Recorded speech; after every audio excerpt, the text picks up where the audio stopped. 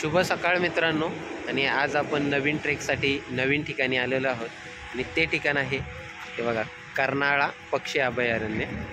आणि कर्नाळा पक्षी अभयारण्य हे पनवेलजवळ आहे. पनवेलपासून जवळजवळ 12 किलोमीटर अंतरावर हे पक्षी अभयारण्य. आणि हा बघा, हा पनवेल अलिबाग हायवे आहे. असा त्या पनवेल अलिबाग हायवेच्या बाजूला हे कर्नाळा पक्षी अभयारण्य आहे. आणि इथे आपण अशी बाईक पार्किंग केलेली आहे. बाईक पार्किंगची फी 50 रुपये आहे आणि ती फी आपण पेड केलेली आहे. आणि हे बघा, इथे पार्किंग विषयी माहिती पण लावलेली आहे. बसची 295 रुपये, कार जीपची 195 रुपये, आणि रिक्षा मोटरसायकल असेल तर 50 रुपये.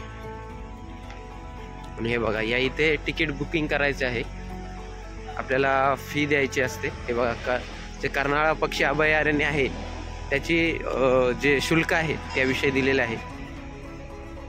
तर आपण दोघांचे 60 रुपये भरलेले आहेत आणि बाईकची पण फी भरलेली आहे. बघा, ही पावती आहे.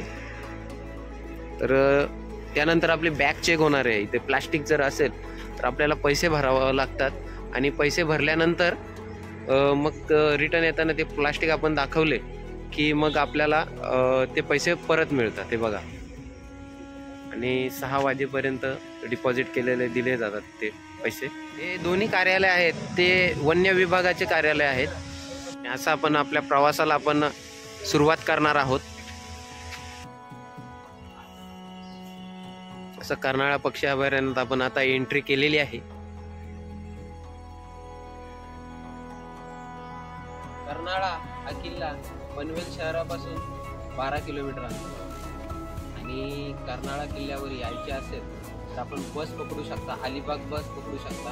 आणि अलिबाग बस पकडून इथे येऊ शकता, किंवा जर आपल्याला त्या काळ्या पिवळ्या गाड्या असतील तर त्या काळ्या पिवळ्या गाड्या सुद्धा पकडून आपण कर्नाळा किल्ल्यावर येऊ शकता. आणि कर्नाळा किल्ला हा किल्ला पण आहे आणि कर्नाळा हा पक्षी अभयारण्य पण आहे. तर इथे कृपया तुम्ही जर आले तर शांतता राखा, आणि जर प्राणी पक्षी काही दिसतील त्यांना त्रास देऊ नका. तुम्ही जर येत असाल तर रोहा, केळवणे, अलिबाग, पेन अशा बस पकडून तुम्ही कर्नाळा किल्ल्यावर येऊ शकता.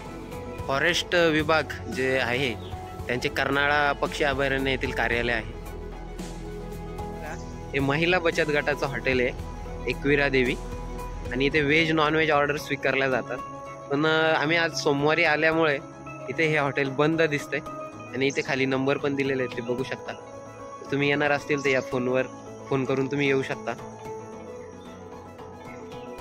अभयारण्यात जर आपण आले तर शक्यतो प्लास्टिकचा वापर टाळावा, कारण पशुपक्ष्यांना त्रास होऊ नये. आणि इथे जे वन अधिकारी आहेत त्यांनी पण सुंदर अशी कल्पना लढवलेली आहे.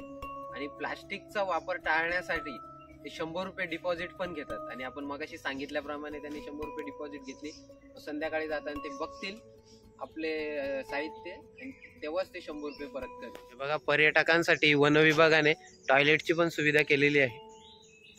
जेंट्स टॉयलेट आहे, लेडीज टॉयलेट आहे.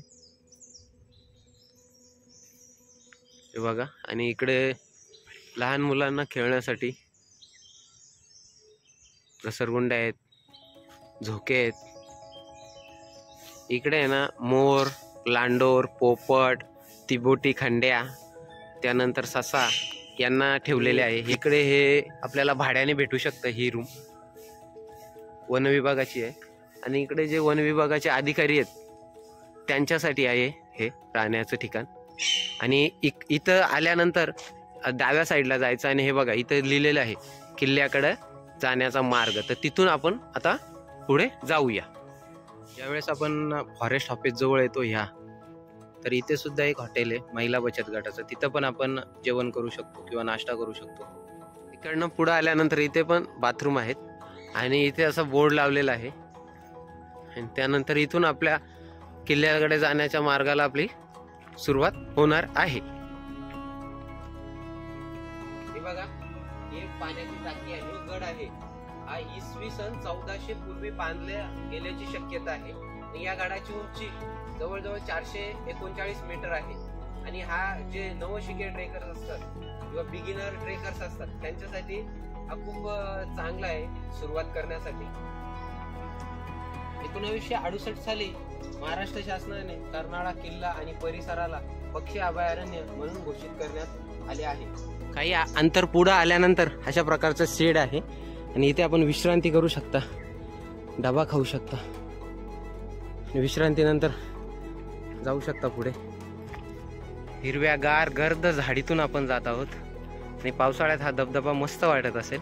आणि इथे आल्यानंतर ह्या मार्गाने, धबधब्याच्या मार्गाने न जाता इकडनं हा बघा पायऱ्यांचा असा मार्ग आहे, तिथून पुढे जा.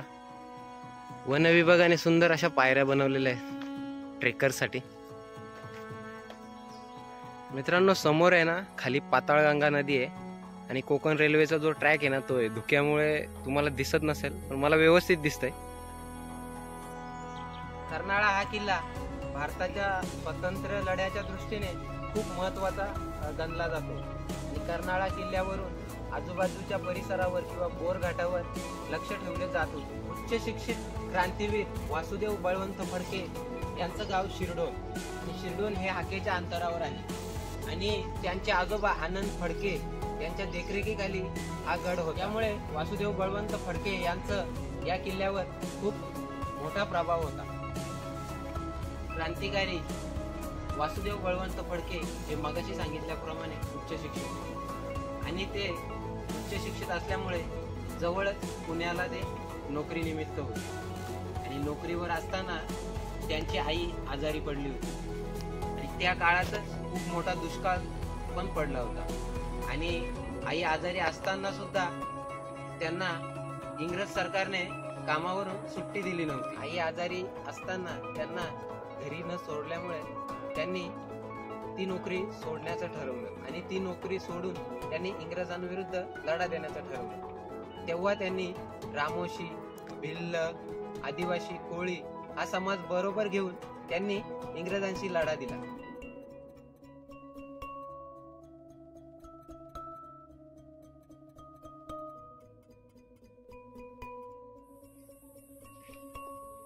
माझ्या मागे दिसणाऱ्या सुळक्याची प्रतीक्षा आपल्याला होती आणि लवकरच त्या ठिकाणी आपण जाणार आहोत.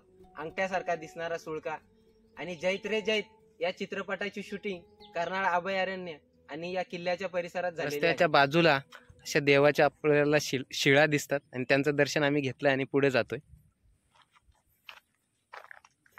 गडावर सुरक्षेसाठी अशी रेलिंग लावलेली आहे आणि बुरुज बघू शकता वरचा आणि त्याच्यावरती सुळका आपल्याला दिसत आहे. हा फोटो आहे तो आद्य क्रांतिकारक वासुदेव बळवंत फडके यांचा आहे. आणि माझ्या मागे ह्या साईडला आहे ती कर्नाई देवी आहे आणि तिचं मी दर्शन घ्यायला आता जाणार आहे. आणि कर्नाई देवीच्या नावावरूनच या गडाचं नाव कर्नाळा असे पडलेले आहे. हे बघा, हे देवीचं मंदिर आणि देवी पण आहे आणि बाजूला देवतांच्या कोरीव मूर्त्या आहेत 3.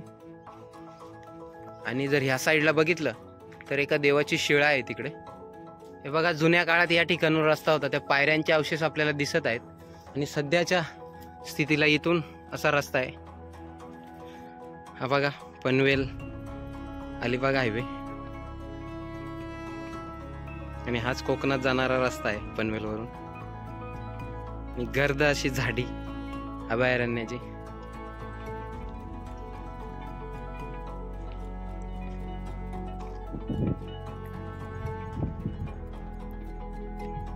हे बघा, प्रवेशद्वार आपण बघू शकता आणि प्रवेशद्वाराची डागडुजी केलेली आहे. आणि अशाच प्रकारची डागडुजी आणि नवीन दरवाजा बसवण्याचं काम सह्याद्री प्रतिष्ठानने सिद्धगड आणि गोरखगडावर केलेलं आहे. तर ते आपण मागच्या व्हिडिओमध्ये सांगितलेले. इथं कोणी केलं माहित नाही. बुरुज बघू शकता आणि हा मुख्य प्रवेशद्वार. मुख्य प्रवेशद्वाराला नवीन दरवाजा बसवलेला आहे आणि हे जे गड किल्ले संवर्धन करतात त्यांनी बसवलेलं आहे. खूप चांगलं असं काम केलेलं आहे.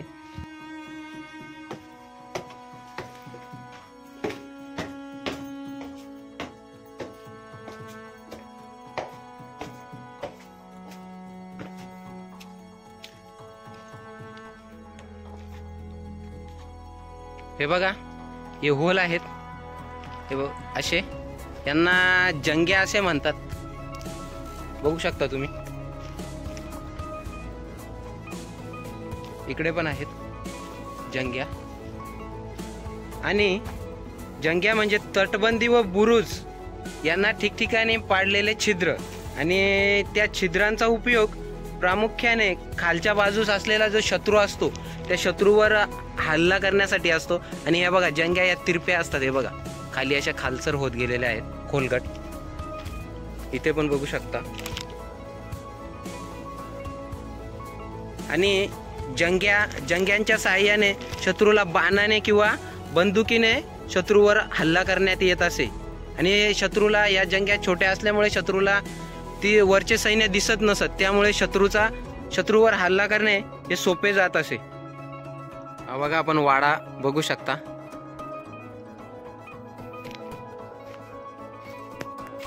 आणि या साईडला पण वाडा आहे।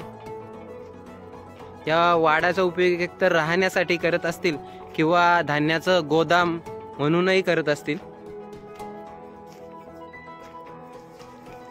हे जुना काळातलं बांधकाम आहे, त्याचा दरवाजा बघू शकता, दरवाजाच्या आतून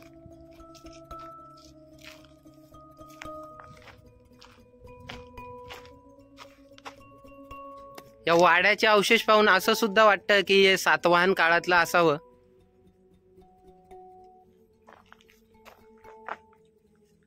आणि या गडावर स्वच्छता खूप मोठ्या प्रमाणात आहे, बरं वाटतंय बघून। 1657 साली महाराजांनी हा किल्ला स्वराज्यात घेतला होता जिंकून, आणि नंतर पुरंदरच्या तहात 23 किल्ले ज्यावेळेस दिले त्यावेळेस हा किल्ला सुद्धा महाराजांनी दिला होता, परंतु परत तो जिंकूनही घेतला। खूप मोठा असं भव्य असं खांब टाका आहे पाण्याचं, पाणी खराब आहे।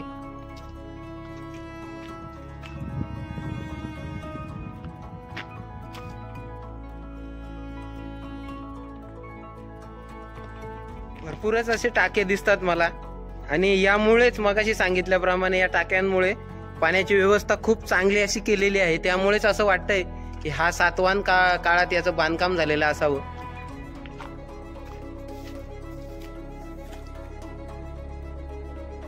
तिकडे खाली पण पाण्याचं टाक आहे, रिस्क आहे त्यामुळे जाणार नाही।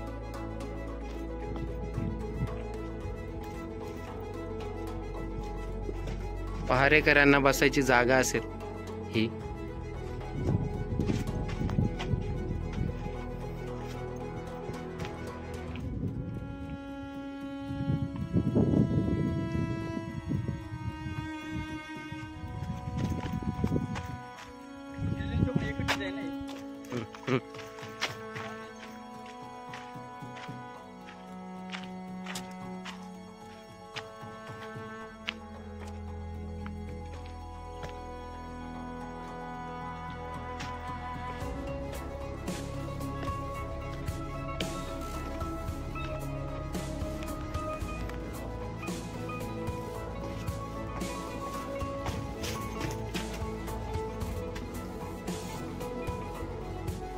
छत्रपती संभाजी महाराजांच्या काळात हा किल्ला मोगलांनी जिंकून घेतला, आणि 1818 साली या किल्ल्याला इंग्रजांनी जिंकून घेतला। हा जो कर्नाळा किल्ला आहे तो भारताच्या स्वातंत्र्याच्या इतिहासात खूप महत्त्वाचा मानला जातो, कारण या ठिकाणी आद्य क्रांतिकारक वासुदेव बळवंत फडके यांची कामगिरी खूप महत्त्वाची ठरली होती।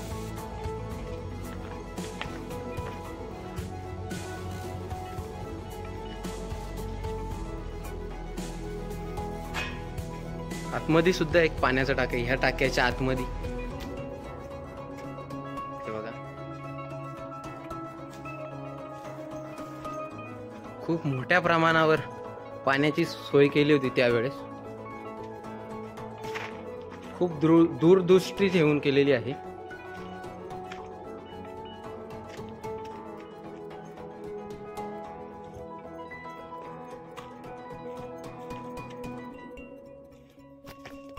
आणि इथलं पाणी पिण्यालायक आहे, स्वच्छ आहे। त्याने आपला पूर्ण गड बघून झालेला आहे, आणि आपण परतीच्या प्रवासाला सुरुवात पण केलेली आहे।